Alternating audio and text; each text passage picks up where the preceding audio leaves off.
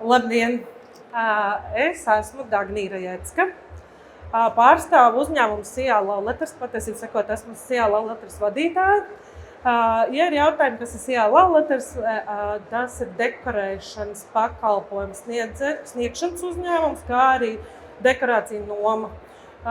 Šobrīd mēs esam apauguši jau ar daudz lietām, kas var noderēt arī citiem, tāpēc jau 2 gadus sāku savus rekvizītus dot arī citiem dekoratoriem, kā arī pāriem, kas vēlās savu pasākumu, savas kārtas dekorēt paši.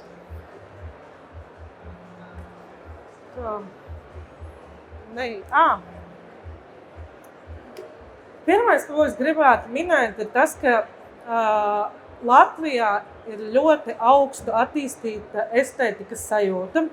Un par to es esmu pārliecinājusies ne tikai strādājot šeit, bet es esmu bijis arī, piemēram, Lielbritānijā, Londonā uz līdzīgu izstādi kā šeit. Un arī, ka nedaudz klienti, kas dzīvo ārzemēs, un saka, ka tiešām pie mums ir ļoti liels pakalpojumu klāsts, gan no dekoratoru viedokļa, tādā ziņā, ka ir ļoti daudz pakalpojumu sniedzēju, kā arī vispār no dekorāciju apjoma pieejamības ziņā.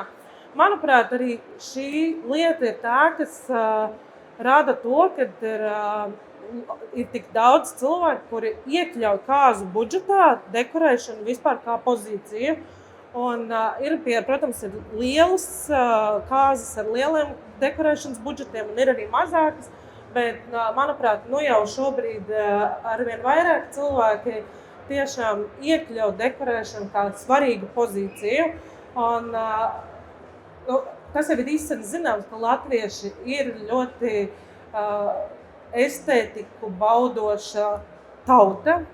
Arī informācijas pieejamība, protams, mums ir Pinterests visiem pieejams, un Instagramā ir ļoti plaša informācija. Tā arī veicina cilvēku izglītošanu par šo jomu, un tāpēc ir gandrīz katram pārim, kurš gatavojās savām kāzām, jau pašiem ir sava vīzija, ko viņi vēlās. Pie manis arī atnāk ļoti bieži pāri, kad viņi jau zina kaut kādus vadmotīvus, ko viņi vēlās. Un tas, protams, ka šī informācijas pieejamība rada to, ka ir šī saprašana jau par to, kas ir viņiem radīts.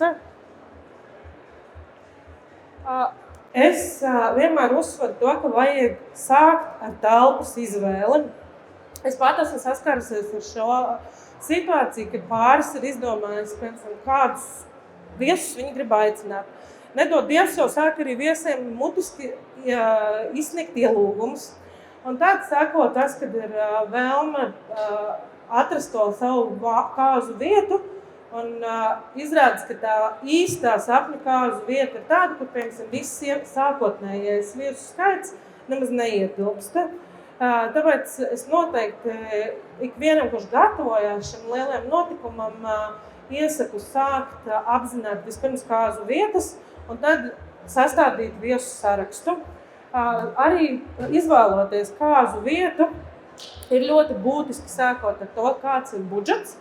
Jo, ja ir mazāks kāzu budžets, es noteikti ieteiktu izvēlēties vietu, kurā ir liels tehniskais nodrošinājums. Kas ir tehniskais nodrošinājums? Tie ir galdi, krēsli, galdauti, salvets un tā tālāk. Ja šīs lietas būs jau kāzu vietā, jums mazāk nāksies tērēt kāzu dekorēšanai šīm lietām, jums vairāk paliks nauda pāri tieši dekoratīviem elementiem. Tāpēc tā ir ļoti būtiska lieta saprast vispirms vispār kāzu vietu. Otra lieta ir arī, ja ir kāzu dekorācijas, ir viena no būtiskākām lietām, kas jums ir, piemēram, katram ir tas prioritāte, ko viņš grib savās kāzās. Ir daudz pāri, kuri pasaka, ka viņiem prioritāte ir dekorācijas. Tad noteikti es ieteiktu izvēlēties telpu tādu, kura ir pēc iespējas klārāka, kur ir pēc iespējas mazāk tādiem interjera elementiem, lai tur var ievest jebkādu dekorēšanas stilu iekšā. Te arī ir no maniem darbiem tieši salikt ir maza kolāžiņa. Piemēram, pirmās 2 bildes ir Rūmens mūža. Lielam skaitam cilvēku Rūmens mūžā ļoti piemērota vieta ir šķūns, bet kūts ēka. Bet tur ir jārēģinās ar lielām dekorēšanas izmaksām, tāpēc, ka tie ir augsti griezti, viss telpā ir jāienes, sākot no bāra, letes, gaismiņām, galdautiem, galdiem un tā tālāk. Otra vieta ir Rumanas muižā jau muižas ēka, kurā ir pati ēka, pati telpa, interjers ir ļoti piesātināta, līdz ar to ieiet klasisks stils. Tā ir izcila vieta, kur jau ieiet un kur vairs nekas daudz nav nepieciešams. Nākošā pienesam ir Villa Santa, kas man ir arī ļoti mīļa dekorēšanas vieta, jo telpa pa sevi ir pateicīga, lai tur ienes jebkādu dekorēšanas stilu. Un es nevēlos reklamēt konkrēti šīs vietas, vienkārši tas ir tā, lai saprastu, jo tīrāka telpa, jo vairāk iespējas viņā ir izpausties dekoratoram, jo telpa iedod jaunu noskaņu, un ja telpā ir kaut daudz piesātināta ar kaut kādiem interjera elementiem, tad nav iespējams ienest pilnīgi kaut kādu citu noskaņu.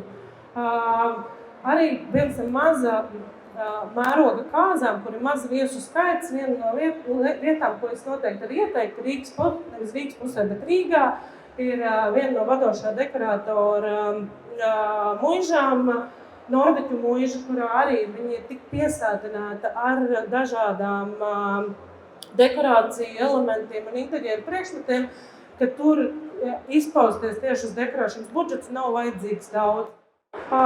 Te es atkal gribēju parādīt viena vieta, Nītauras dzirnavas, vienas kāzas ir tādas, kur mēs vadam iekšā pilnīgi visu. Otrē mēs pirms konceptu domājām tādu, lai var iekļaut Nītauras dzirnavas krēslus. No, tas arī vienmēr ir jautājums, kas ir prioritātes, vai ir vajadzīgi ņemt citi krēsli, vai pietiek ar viesunama krēsliem. Un, tas jau ļoti atkarīgs ir arī no budžeta jautājuma. Tad kā nonākt pie tā sava īstā kāzu dekorācijas stila? Protams, var iziet tīri uz to, kad ir klasisks vai skandināvisks, vai ļoti dažādi ir tie stili, vienkārši stila ziņā un krāsu ziņā. Bet mēdz būt, ka pāri izvēlas arī attiecīgi tematiku. Šeit nav tematika, te ir arī tiešām stilu parādīti. Un tad kā nonākt pie tā stila? Man ļoti bieži, kad atnāk pāri pie manis, man ieraugot jau pāri, ir palielam skaidrs, ko viņi gribēs. Jo cilvēka būtība noteikti arī pasaka to, kāda cilvēkam, kādam pārim būs vēlms, lai izskatās viņu telpa. Te es vienkārši saliku arī tādu kā kolāžiņu, piemēram, pāris un ko es viņiem piedāvātu. Piemēram, dabas draugi, tādi, kuri iet mežā, guļ teltīs, daudz pārgājienos, visas viņiem nekad nepiedāvātu sintētiskus materiālus, pārāk klasisku to virzienu, jo tāpēc, ka tas būs noteikti pāris, kuram piestāvēs arī mežā veltes, dabas materiāli, koks un tā tālāk viņu kāzu noskaņojumā, vidas radīšanā. Pieņemsim romantiķi, tiem noteikti būs daudz dažādas detaļas, sīki ziedi, viss tādos daudz sīkumiņos, tāpat kā viņu attiecības ir buči, tur, jā, tā kā tādas, kādas ir attiecības, tādas arī tās dekorācijas, ka ir daudz sīkumi, kas rada atmosfēru. Ja man atnāktu pāris, kuri jau savā izskatā ir ārkārtīgi drosmīgi, tad arī tādam pāram es ieteiktu dekorēt pasākumu ar kaut kādām drosmīgām detaļām. Tāds pāris var izvēlēties savu melnu ar iespējams dekorāciju stilā un tā tālāk.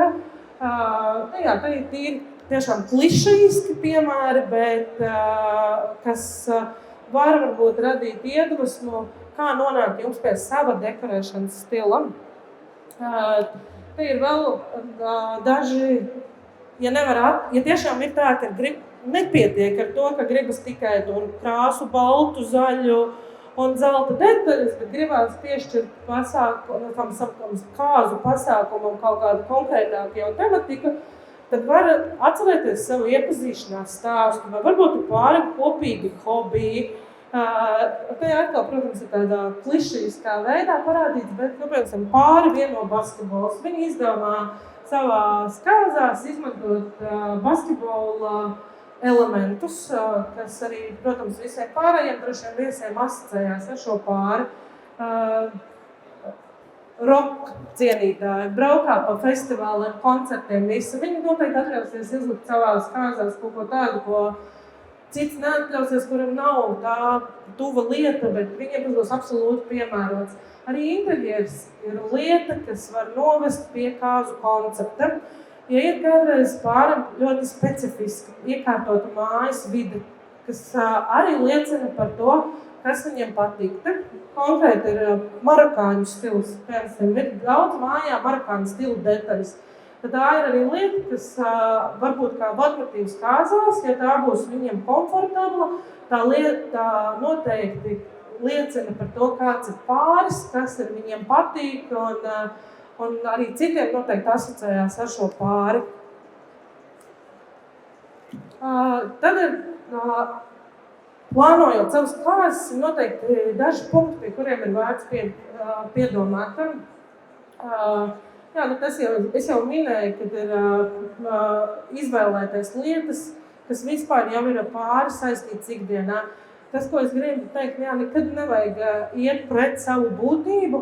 Pirms mēs iedomājos, cilvēks, kas staigā ikdienā pārsvarā malnā, tērpā, patīk zemes toņi, kaut uz tādu pieklusināta toņa, vai kā viņš nejutīsies savās kāzās komfortabli, tur būs viss ļoti, ļoti krāsaini. Tas pats ir otrādāk, ja ikdienā patīk ārkārtīgi krāsas, tad visdrīzāk arī jums kāzām būs piemērota krāsaina vide, tāpēc, ka tā ir lieta, tā ir vide, kurā jūs jūtaties komfortabli. Te jau vairāk tie punkti arī ir par šo pašu tēmu, Tad ir par fontiem, kas man ir arī kā dekoratoram sāpīgi tēma, ja kāds cits taisa ielūgums un pēc tam visus papīru lietas, tad jāsaprot to, ka arī papīru lietas ir dekorācija elements. Ja ir izdekorētas kāzas vienotā stilā un pēkšņi man ir pilnīgi kaut kas cits atnāk ar papīriem, tad man ir bijis tiešām tā, ka es domāju, ko ar to lai iesāk, jo viņš ir konfliktē ar pārējām dekorācijām.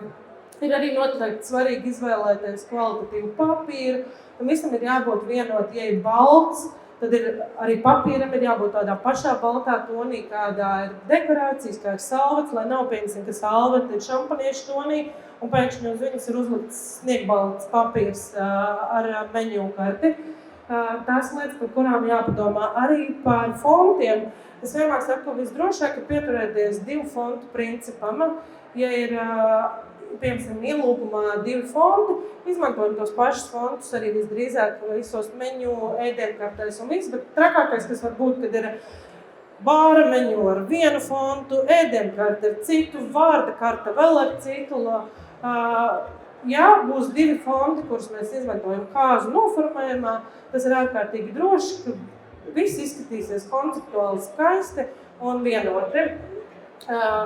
Vēl viena lieta, ka ir kādreiz, kad cilvēki nonāk tātad ir bildinājums un sāk domāt par savām kāzām. Jautājums, ko mēs gribam? Gribam to. Nemēģiniet iekļaut savās kāzu dekorācijās visu, kas jums patīk. Tā es vēl nonākšu, ir svarīgi, ja strādā ar dekorātoru, tad, protams, dekorātors ir tas, kas izkristalizē visas tās lietas, ko jūs gribat un sapratīs, nonāks pie viena koncepta, bet, ja paši dekorē, tad arī ir svarīgi uztaisīt kaut kādu moodboard, kas tomēr iezīmē vienu konceptuālu tēmu un neiziet tā, kad ir viens tas, otrs tas un beigās veidojās pilnīgi eklektika. Vēl viens punkts ir par to, ka ja jūs izvēlaties tiešām tēmu, ka tā nav tikai krāsas un noskaņa, bet ir konkrēti jau tēma, nepārvērtiet savas kāzas par bērnu ballīti.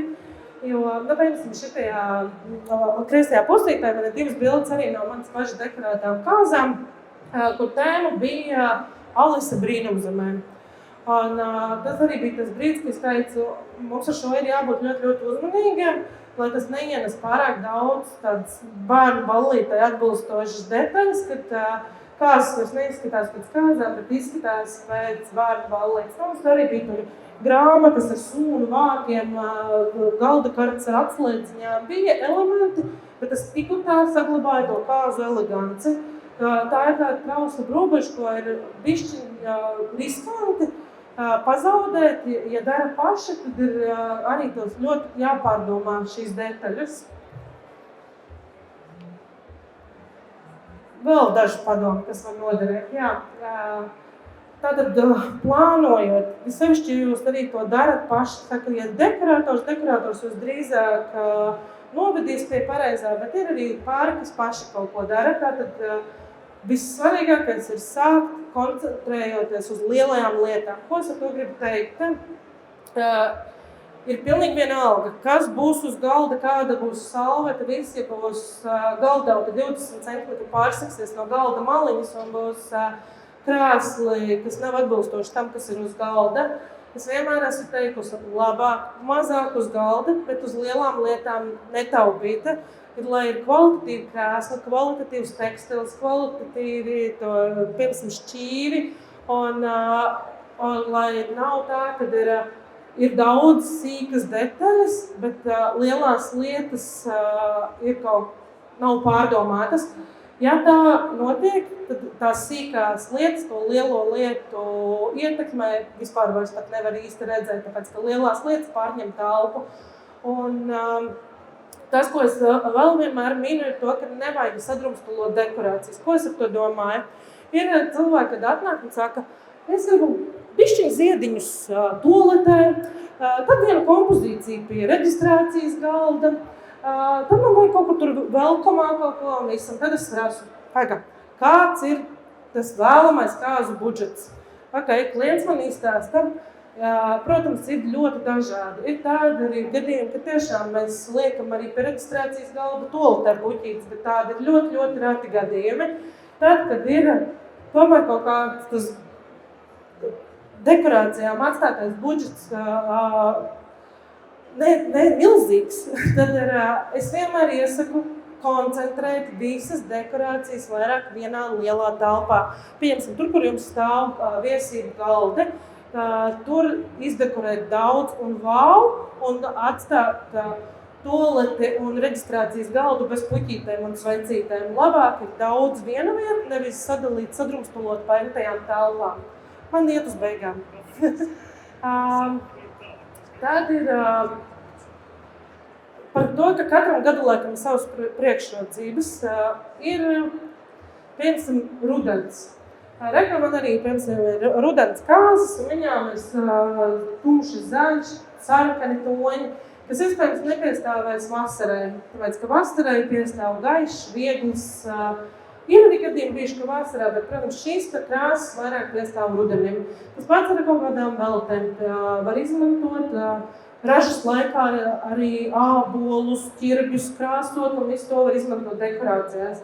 Pavasarim tas vieglums, kas ir pavasara ziedostos, arī var izmantot. Tas vienkārši to gribu vērst uzmanību, arī ka katram gada laikam ir savas priekšrocības, kuras iespējams varat izmantot, plānojot savu kāzu dekorācijas. Un tad ir par iesaistītajām personām. Es zinu, ka man arī kādreiz atnāk klients, un es viņam saku, tas, ka tu esi atnācis ar mani tiktais, vēl nenozīmē, ka mēs strādāsim kopā. Kāpēc es to saku? Tāpēc, ka ir svarīgi atrast jebkuru iesaistīto, ne tikai dekorātoru, jebkuru iesaistīto personu, tādus cilvēkus, kuram jūs absolūti spējat uzticēties. Tāpēc, ka kāzu dienā, tā ir diena, kad jums ir jābauda savu svētku, un jums ir jābūt absolūtam mieram par to, kas tajā dienā notiek. Un tikai tad, ja cilvēks, ar kuru jūs sadarbojaties, būs tāds, kurš jums rada mieru, jūs varēsiet pilnīgi ļauties savai kāzu dienai. Pēdējais, par ko es runāju, gribu par to, ka, ja jūs kāzas dekorējat paši.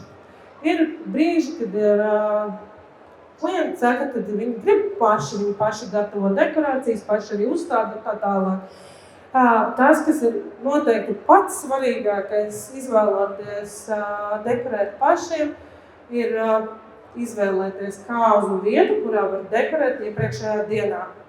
dekorācija process ir ilgstošs, garš process. Es saprotu, ka liekas, ka to ātri saliksim, tur puķītas, tur to, bet mēs arī komanda, kas darbojamies šajā nozarē jau 11 gadus, tas ir ilgs process, kur mēs vairāki cilvēki liekam pat entās stundas, visu dienu varam dekorēt vienas kāzas. Līdz ar to rēķināties ar laiku, kas ir vajadzīgs, iekārtojot pasākumu, savu kāzu vidi. Ja tas ir iespēja tikt kāzu vietas telpās tikai tajā rītā, jūs vienkārši sev sabojāsiet svētkus. Tāpēc, ja jūs izlemjat dekorēt kāzas paši, meklējiet uzreiz tādu vietu, kurā var tikt jau iepriekšējā dienā. Tas, ko es jau iepriekš minēju, uztaisiet savu moodboardu, kas jums palīdzēs pieturēties pie kaut kādām vadlīnijām. Nepārspīlējiet ar dekorāciju apjomu.